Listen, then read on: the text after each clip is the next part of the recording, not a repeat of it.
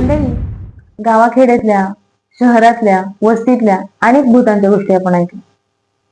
आजची आपली जी कथा आहे ती एका फिल्म स्टुडिओची आहे. मुंबईमधल्या गोरेगाव या ठिकाणी असणारा, जवळपास 60 वर्षांपूर्वीपेक्षा जुना असणारा हा एक स्टुडिओ. आजही शेकडो सिरियल्सचे, मूवीजचे शूट्स तिकडे होतात. जवळपास हजारो लोक त्या स्टुडिओमध्ये ये जा करत असतात. अशाच एका स्टुडिओची गोष्ट आज आपण ऐकणार आहोत. पण कथा सुरू करण्याआधी अशाच काही हॉरर, मिस्टिरियस आणि अज्ञात गोष्टी ऐकण्यासाठी माझ्या अज्ञात गोष्टी या चॅनलला नक्की सबस्क्राईब करा. नमस्कार मंडळी, मी योगिता सागर शिंदे आणि आजच्या या कथेमध्ये आपण एका स्टुडिओ मधल्या एका मुलीची कथा जाणून घेणार आहोत.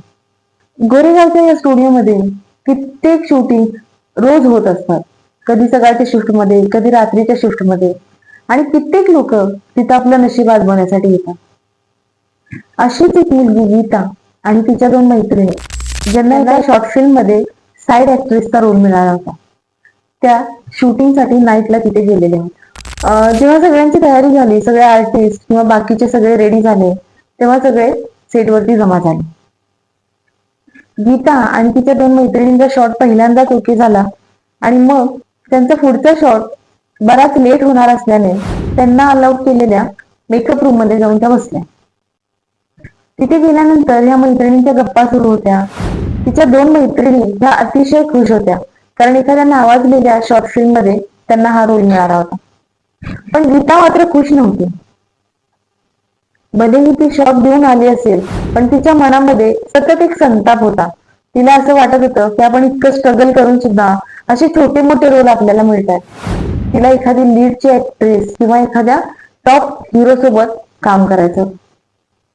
अशीच्या मैत्रिणींची चर्चा चालू होती आणि रात्रीचे जवळपास 2-2:30 वाजले होते. ह्या गप्पांचा गोंधळ सुरू असताना अचानक एक काहीतरी वेगळी गोष्ट घडली. गीताच्या मैत्रिणींना गीतामध्ये थोडाफार बदल जाणवायला लागला. तिचे डोळे हळूहळू एकदम लाल दिसायला लागले. तिच्या चेहऱ्यावरती उग्र भाव आले. तिने स्वतःच्याच हाताने स्वतःचे केस विस्कटून घेतले, पूर्ण मेकअप खराब करून घेतला आणि ती एकदम वेड्यासारखं बिहेव करायला लागली. आधी तर तिच्या मैत्रिणींना असं वाटलं की कदाचित आपली मस्करी करतीये, पण वेळ जाईल तशी तिची परिस्थिती फारच गंभीर व्हायला लागली. मग मात्र तिच्या मैत्रिणींनी कोणतीही वाट न बघता सरळ प्रोडक्शन टीमकडे धाव घेतली. तिथे जाऊन त्यांनी सांगितलं की गीताची परिस्थिती खूप बिघडत चालली आणि ती खूप वियर्ड अशी रिॲक्ट करते. सेटवरती एकच गोंधळ पसरला. शूटिंग जागच्या जागी थांबलं आणि त्या सेटवरती असणाऱ्या 100-150 लोकांनी त्या मेकअप रूम कडे धाव घेतली. तिथे जाऊन बघितलं तर तिथली परिस्थिती खूप भयानक होती. गीता तिचे केस, तिचे कपडे अस्ताव्यस्त करून, पाय पसरून, डोके खाली ठेवून शांतपणे जमिनीवर बसलेली होती. अतिशय घोगऱ्या अशा आवाजात ती गुरगुरत होती, जणू आता समोरच्याच्या अंगावरती धावून जाईल. तिची अवस्था बघितल्यावर अरे कुणीतरी डॉक्टरांना बोलवा, कुणीतरी एखाद्या साधू बाबाला किंवा मांत्रिकाला बोलवा, असं प्रत्येकाने आपले मत मांडायला सुरुवात केली. तर कुणी धाडस करून तिला आवरण्यासाठी त्या खोलीत जायचा प्रयत्न करायला. तसं तर तिची अवस्था बघून कुणाचीच हिंमत होत नव्हती आत जाण्याची, पण तरीही 10-12 जण त्या खोलीमध्ये गेले. पण जसे ते गीताच्या जवळ गेले तेव्हा मात्र एक फार विचित्र गोष्ट घडली. अगदी झिरो फिगर असणारी, बारीकशी, एकदम नाजूकशी असणारी गीता एखाद्या रेसलर प्रमाणे त्या समोर येणाऱ्या लोकांना उचलून फेकत होती. आणि हा सगळा प्रकार बघितल्यावर तिथे उपस्थित असणारे डायरेक्टर, जे बरेच वयस्कर गृहस्थ होते, त्यांच्या लक्षामध्ये फक्त एकच नाव आलं, रेखा. त्या सेटवरती काम करणाऱ्या एक वयोवृद्ध अशा ज्युनियर आर्टिस्ट होत्या. जवळपास 50-1 वर्षापासून त्या तिथे काम करायच्या.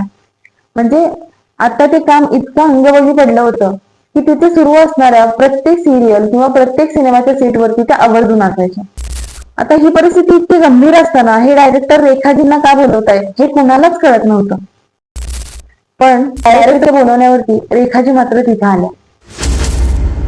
त्यांनी समोरची परिस्थिती बघितली आणि फार प्रेमाने, आपुलकीने त्यांनी शीतल त्याला आवाज दिला. अगं माझं डायरेक्टरांशी बोलणं झालंय, आणि आता पुढे येणाऱ्या मूवी मधला लीड रोल ते फक्त तुलाच देणार आहे. हे वाक्य ऐकल्यानंतर गीता हळूहळू पूर्ववत व्हायला लागली. तिचे एकदम लाल भडक अघोरी दिसणारे डोळे हळूहळू नॉर्मल व्हायला लागले आणि काही वेळातच ती एकदम शांत झाली. ती शांत झाल्याबरोबर गीताला तिथून हॉस्पिटलमध्ये हलवण्यात आलं. पण गीता तिथून गेली तरी सगळ्या लोकांचा घोळका मात्र रेखांच्या भोवती जमा होता आणि त्यांना विचारायला सुरुवात केली की हा नक्की काय प्रकार आहे.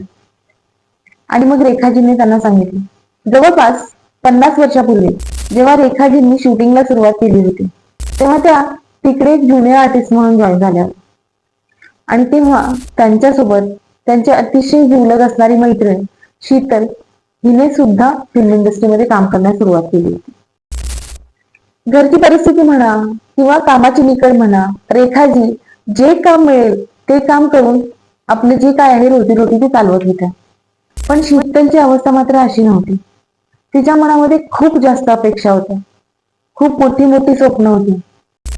तिला ज्युनियर आर्टिस्ट किंवा असे छोटे मोठे रोल करण्यामध्ये काही इंटरेस्ट नव्हता. तिला एक टॉपची हिरोईन व्हायचं होतं, मोठमोठ्या आर्टिस्ट लोकांसोबत काम करायचं होतं, एक मोठी हिरोईन होण्याचं आणि एक फेम मिळवण्याचं स्वप्न ती बघत होती. पण बरेच प्रयत्न करून सुद्धा तिचं हे स्वप्न मात्र सत्यात उतरलं नाही. बरीच वर्ष स्ट्रगल करून सुद्धा तिला अगदी छोट्या मोठ्या रोलवरती समाधान मानावं लागतं.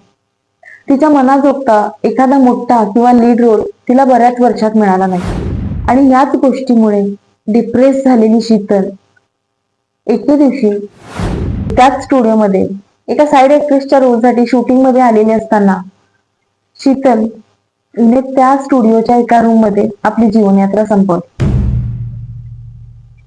त्या स्टुडिओमध्ये त्यानंतर बरेच शूटिंग झाले, खूप साऱ्या लोकांचं येणं जाणं झालं, पण तरीही काही लोकांना मात्र शीतलच्या तिथे असण्याची जाणीव व्हायची. आज जेव्हा गीता आणि तिच्या मैत्रिणी त्या रूम मध्ये उपस्थित होत्या तेव्हा तिच्या मैत्रिणींना या गोष्टीचा कोणताही परिणाम जाणवला नाही, कारण त्या आहे त्याच्यामध्ये खुश होत्या. त्या जे करतायत त्या आनंदाने करत होत्या. पण गीताचा स्वभाव मात्र सेम शीतल सारखाच होता. ती दाखवताना जरी अगदी व्यवस्थित काम करत असल्याचं दाखवत असली तरी आतून तिच्या मनामध्ये एक भावना अशी होती की मी किती दिवस हे काम करणार किंवा मला अजून ह्याच्यापेक्षा जास्त वेगळं काहीतरी करायचं. आणि म्हणून शीतलनी फक्त तिच्या माइंडवरती अटॅक केला. तिने फक्त गीतालाच पजेस केलं आणि झालेला पुढचा प्रकार सगळ्यांच्या लक्षात आला. तिला फक्त ही सिक्युरिटी हवी होती की तिने जितकं स्ट्रगल केलंय त्याचा परिणाम म्हणून ते फेम किंवा ते यश तिला मिळणार आहे.